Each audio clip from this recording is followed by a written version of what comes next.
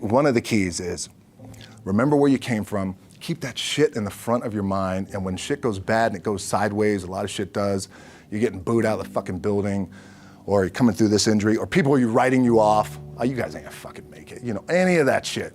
You gotta keep it in here. And it really has to, it should drive you.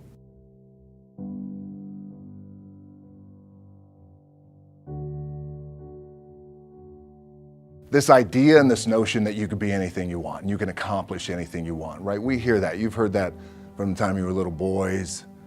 You hear that now. You're already incredibly accomplished. You can win an NBA championship, MVP of the league. You could become president. You could become governor. You could be in entertainment. You could do Charles, and you could do Shaq. You could do that. You could do whatever you want to do. You guys know that. The thing that has worked for me is to remember the hard times. So, and I'm sure you guys all have your processes, and again, I'm gonna tell you what's worked for me. So before a big movie comes out, before, back in the days when I was wrestling with WWE, a WrestleMania match, anything big that would happen, I would always take a moment and I'd just remind myself, all right, I was evicted when I was 14. We were kicked off the island. We couldn't live in Hawaii. Had no place to live. A lot of shit happened then when I moved to Nashville. I was arrested multiple times by the time I was 16 years old. I gotta remember that. If I were playing on this team, which my skills are, what's that term? Oh, the shits. So I never play. But before I lace up, before I get on the court, before I play in these big games, before I go to the Staples Center, where history is there, those are historic walls there at the Staples Center. I would remember that, and it allows me then to be present in the moment and understand, holy shit, the stuff I have around me right now, this is the shit that I dreamed of when I was a kid. I am here. I played for University of Miami, played for great teams. Warren Sapp, Ray Lewis, they were my teammates. They were balling. Warren Sapp was playing tight end that time. I was starting defensive tackle. Yeah. They moved him over to D-line. And he looked at me, he's like, yo, dude, I'm gonna take your spot. And I said, you ain't taking my fucking spot. He said, I'm gonna take your spot. I said, no, you ain't. We battled, and he took my spot. Now you can imagine how that fucked with me, because there goes my opportunity. He went in, switched to defensive tackle, lit the world on fire. Well, what that did, it crushed me, it crushed my dreams. I had a piss poor senior year, zero production, no NFL, no combine invite, nothing. Finally went to the CFL, Calgary Stampeders, making $250 a week Canadian. Now I had to send that shit home to my wife at that time. Had no money. So I remember that. When I got cut from Canada, I had $7 in my pocket. And I always tell that story. So now my production company is $7, advertising agency is $7, everything is $7. So I always remember that.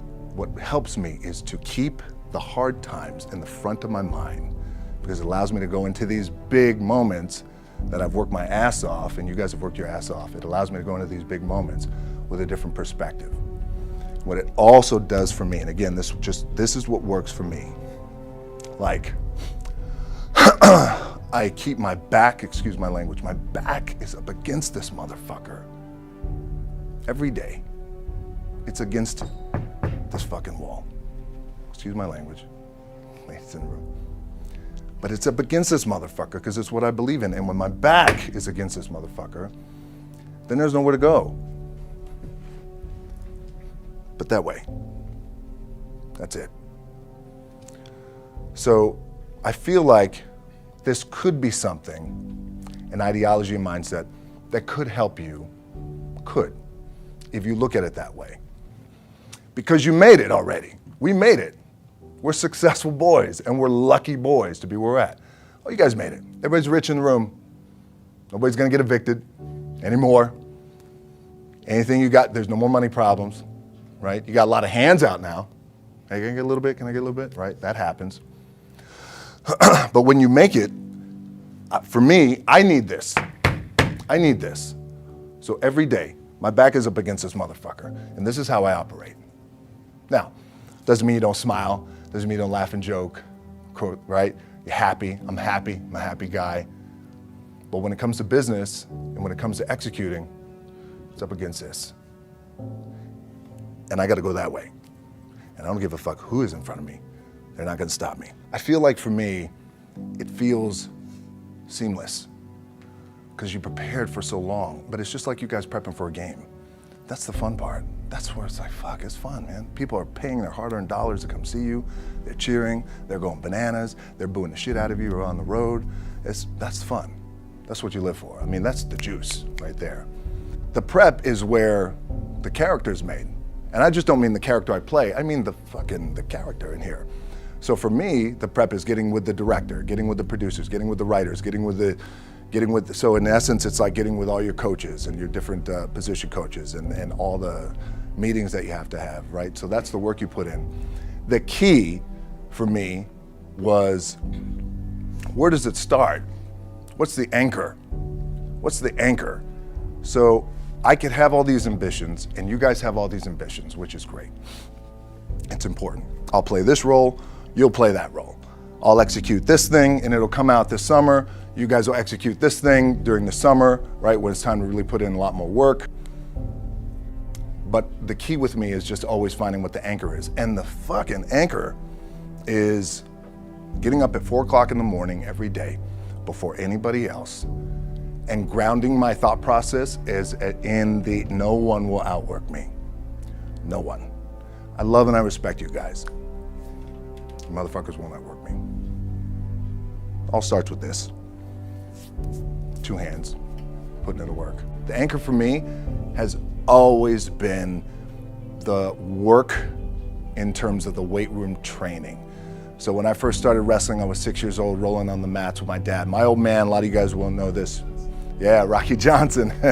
My old man was Rocky Johnson. He was the first black WWF at that time. First black WWE tag team champions with Tony Atlas back in 1983. My uncles were wild Samoans. I come from a long line of pro wrestlers. But before the wrestling part happened, I was just in the gym putting in the work. At 6 years old, rolling around on the mats. And finally when I could touch weights at 13, that's what I was doing.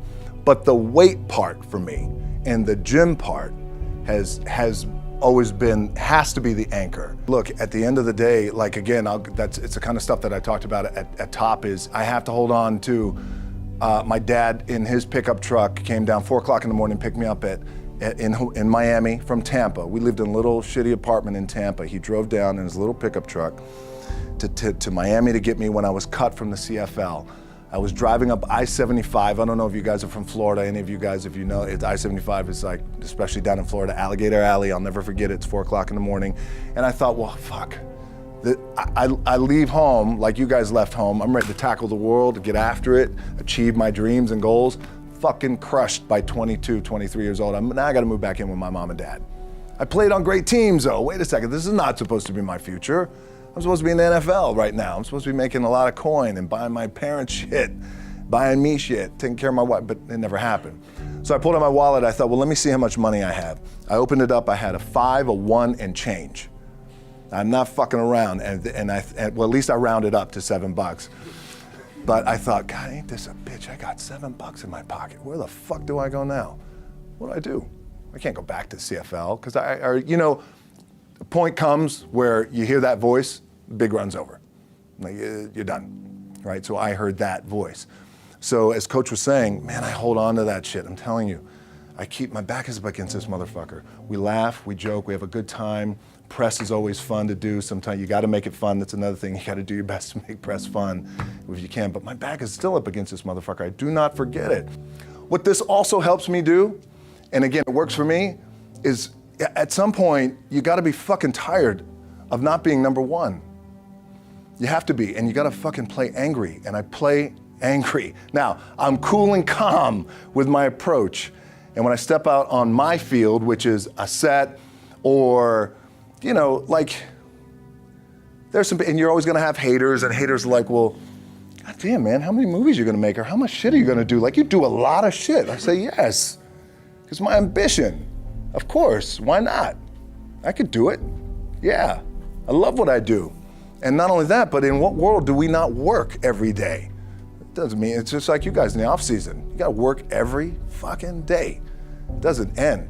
My back is up against this thing, you know, and I started to play angry, by the way, and I still play angry. My last match, Brock Lesnar, transitioned, and I realized if I had to be great at something, I wanted to be great in this world of Hollywood and movie making and producing and entertainment, I had to commit, and like you guys have to commit. Obviously, you commit to something, commit to the goal.